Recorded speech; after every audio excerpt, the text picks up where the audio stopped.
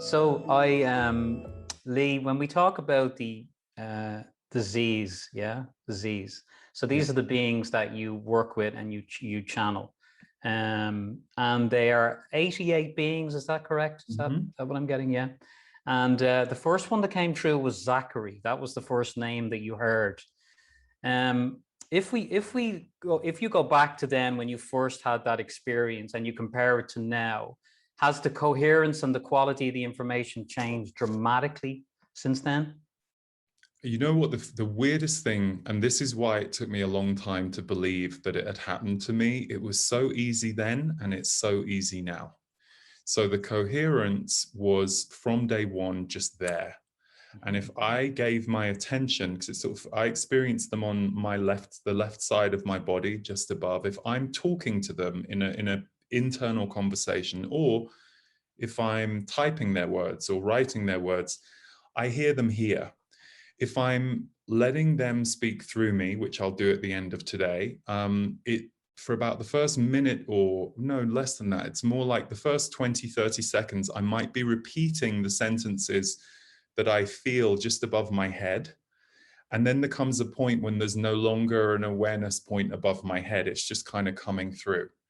I could stop it and I'm not unconscious. It's a little bit like I sit behind and I get to hear everything, but 95% of what I channel, I forget within 20 minutes of it coming through, because there's normally a lot of information and some of it, some of it I've never heard before. So the coherence has always been there, but definitely the levels of information have grown as I have grown, as the world has changed.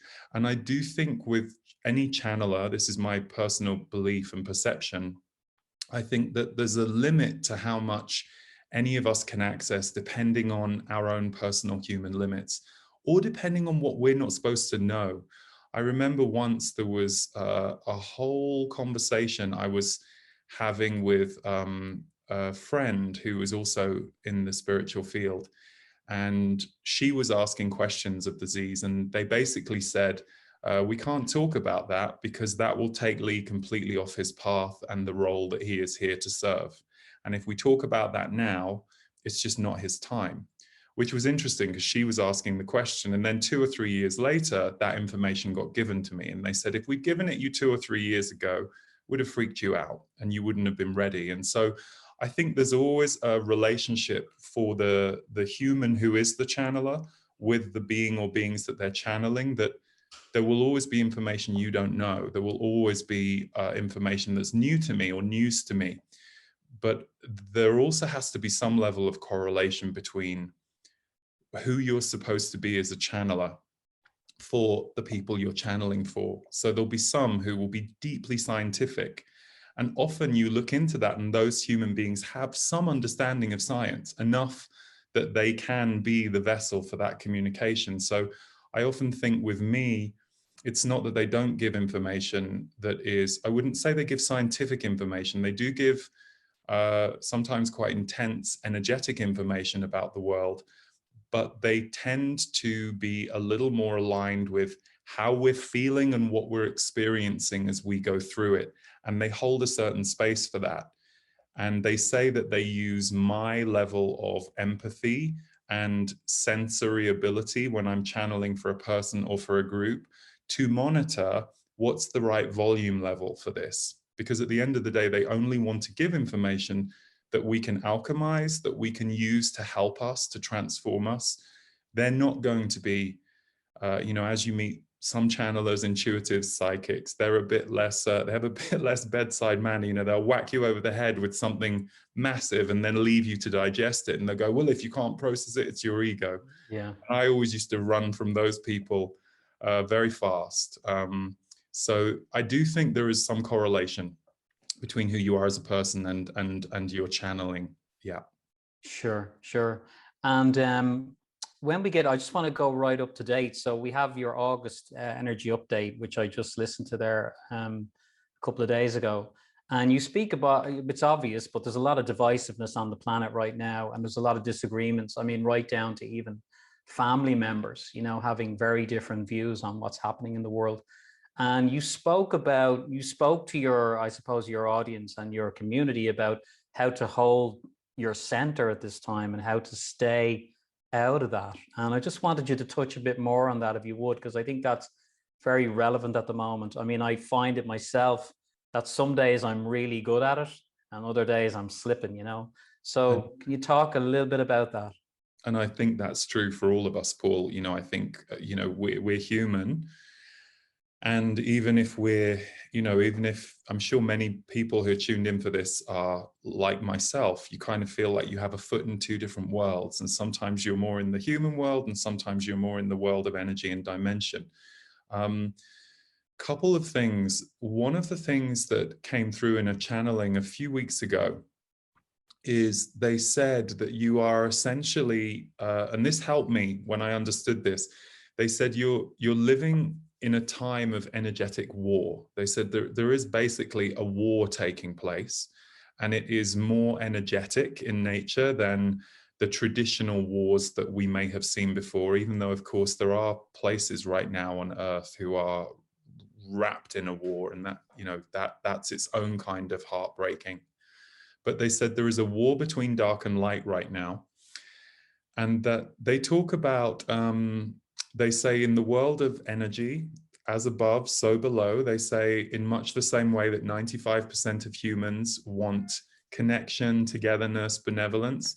There's a small percentage who, either because of their wounds or their wiring, are here to disrupt and are here to, if you like, work for lower vibrations or lower agendas. So they're either living more in fear or they're trying to get everyone else to live in fear. Because when we go into fear, we lose our senses, we lose our human power. It might be that our instinct told us to be afraid of something. So I know that our senses sometimes lead us to feel a healthy fear that you might need to, but what we're seeing right now with the division energy is it's all being seeded through fear.